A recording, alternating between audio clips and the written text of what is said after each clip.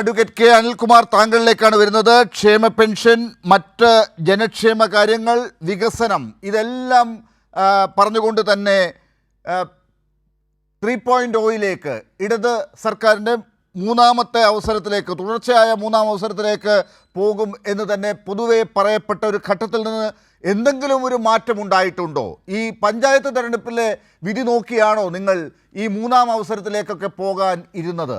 നിങ്ങളുടെ നിലപാടുകളിൽ, നിങ്ങളുടെ അഭിപ്രായങ്ങളിൽ ഇപ്പോൾ വന്ന ഈ വിധിയെഴുത്ത് എങ്ങനെയാണ് ഈ അവസ്ഥയെ ഇപ്പോൾ മാറ്റിയിട്ടുള്ളത്? മറ്റുള്ളവർ പറയുന്ന അർത്ഥത്തിലാണ് ഞാൻ മാറ്റിയിട്ടുള്ളത് എന്ന് ചേർത്തത്. പറയൂ അനിൽകുമാർ.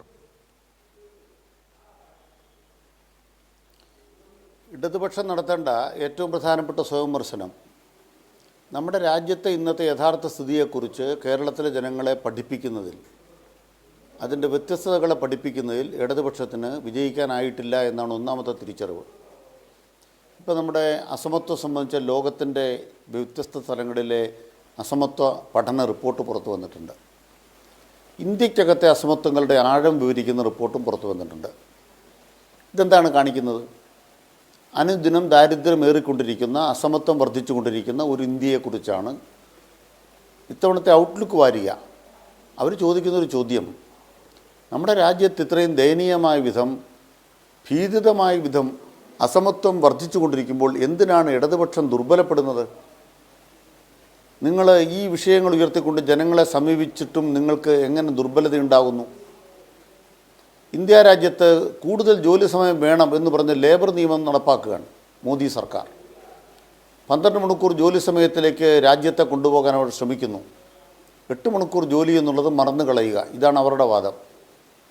എന്തുകൊണ്ട് ഇടതുപക്ഷത്തിന് ഇന്ത്യയിലെ ജനങ്ങളെ ഈ വിഷയത്തിൽ അഡ്രസ്സ് ചെയ്യാൻ കഴിയുന്നില്ല? അത് ഇടതുപക്ഷം സ്വയംവിമർശനപരമായി പരിശോധിക്കേണ്ട കാര്യമാണ്. നമ്മുടെ രാജ്യത്തെ അവസ്ഥ എന്താ? ഈ അസമത്വത്തിൻ്റെ അകലം ഏറ്റവും കുറവുള്ളൊരു സംസ്ഥാനമാണ് കേരളം. ഭൂമിയില്ലാത്തവരുടെ എണ്ണം വളരെ കുറവ്.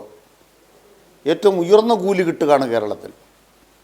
ഏറ്റവും ഉയർന്ന വിദ്യാഭ്യാസത്തിലേക്ക് ഏറ്റവും കൂടുതൽ ശതമാനം ആളുകൾ പോകുന്ന ഒരു കേരളം. കൊഴിഞ്ഞുപോക്കില്ലാത്ത കേരളം. ജനനനിരക്കിൻ്റെ കാര്യത്തിൽ, മരണനിരക്കിൻ്റെ കാര്യത്തിൽ, അതുപോലെ തന്നെ പ്രസവത്തോടൊപ്പം കുഞ്ഞുങ്ങൾ മരിക്കാതിരിക്കുക, അമ്മമാർ മരിക്കാതിരിക്കുക, ഇതിലൊക്കെ ലോക നിലവാരമാണ് കേരളത്തിന്. അപ്പോൾ ഈ അസമത്വം എന്ന് പറയുന്നത് ഇങ്ങനെ കുറയുന്ന ഒരു കേരളത്തിനകത്ത് ഇടതുപക്ഷം ചെയ്ത സംഭാവനകളെക്കുറിച്ച് തിരിച്ചറിയണ്ടേ? ചരിത്രബദ്ധിരത എന്നൊരു വാക്ക് പ്രയോഗിക്കപ്പെട്ടിട്ടുണ്ട്. ചരിത്രബദ്ധിരത എന്ന വാക്ക് പ്രയോഗിച്ചത് ഫ്രെഡറിക് ജെയിംസണാണ്. നാം എങ്ങനെ നമ്മളായി? ഈ കേരളം ഇന്നത്തെ നിലവാരത്തിലേക്ക് എങ്ങനെ എത്തി? ഈ ചോദ്യമാണ് ചരിത്രബാധിര്യമുള്ള ഒരു സമൂഹം തിരിച്ചറിയാതെ പോകുന്നതെന്ന് ഫ്രെഡറിക് ജെയിംസൺ ചൂണ്ടിക്കാണിച്ചിട്ടുണ്ട്. അത് കേരളത്തെക്കുറിച്ചല്ല. ഇന്ന് മിച്ചഭൂമി സമരത്തെക്കുറിച്ച് അറിയാത്ത, കേരളത്തിൽ ഇടതുപക്ഷം ഉണ്ടാക്കിയ നേട്ടങ്ങളെക്കുറിച്ച് അറിയാത്തൊരു സമൂഹം ഉണ്ട്. ആ സമൂഹം വോട്ട് ചെയ്യുന്നത് എന്തിൻ്റെ അടിസ്ഥാനത്തിലാണ്? നമ്മുടെ ചാനലുകളൊക്കെ വന്നിരുന്നത്, ഇന്നിപ്പം ഞാൻ മനോരമയുടെ മുഖപ്രസംഗം കണ്ടു. മുഖപ്രസംഗം തൊട്ട് അത്ഭുതപ്പെടുകയാണ് ഞാൻ ചെയ്തത്. കേരളത്തിലെ റോഡുകളൊന്നും നന്നായിട്ടില്ല.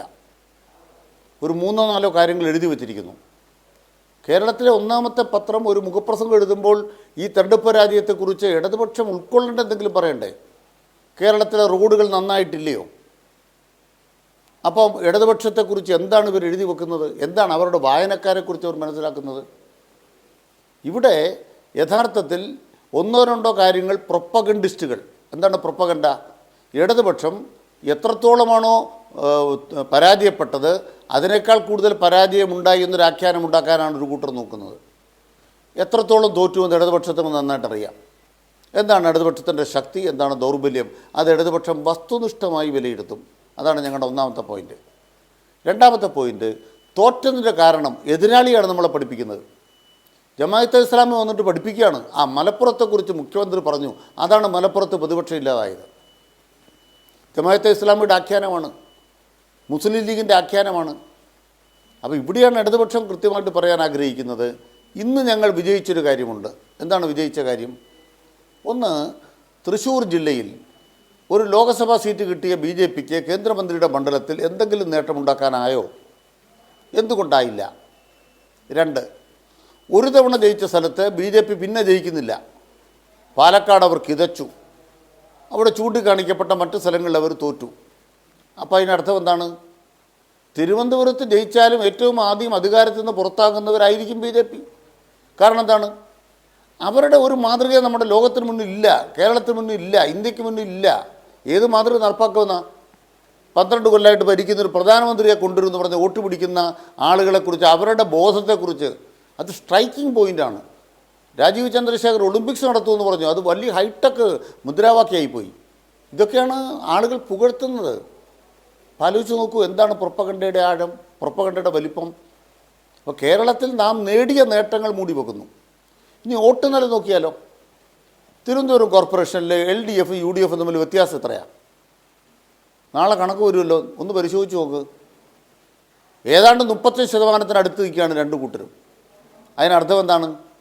ഇടതുപക്ഷം അങ്ങനെ തോറ്റത് കൊണ്ടല്ല, ഇടതുപക്ഷത്തിൻ്റെ വോട്ട് നില തകർന്നത് കൊണ്ടല്ല BJP ഒന്നാം സ്ഥാനത്ത് വന്നത്.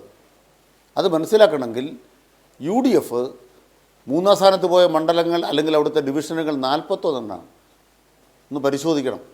അതിനർത്ഥം എന്താണ്? ഇടതുപക്ഷ ജനാധിപത്യ മുന്നണിക്ക് ഈ തിരുവനന്തപുരം കോർപ്പറേഷനിൽ നിയമസഭാ മണ്ഡലങ്ങൾ പിടിച്ചെടുക്കാനാകും. അവിടെ LDFനാണ് നിയമസഭാ മണ്ഡലം പിടിച്ചെടുക്കാൻ കഴിയുക.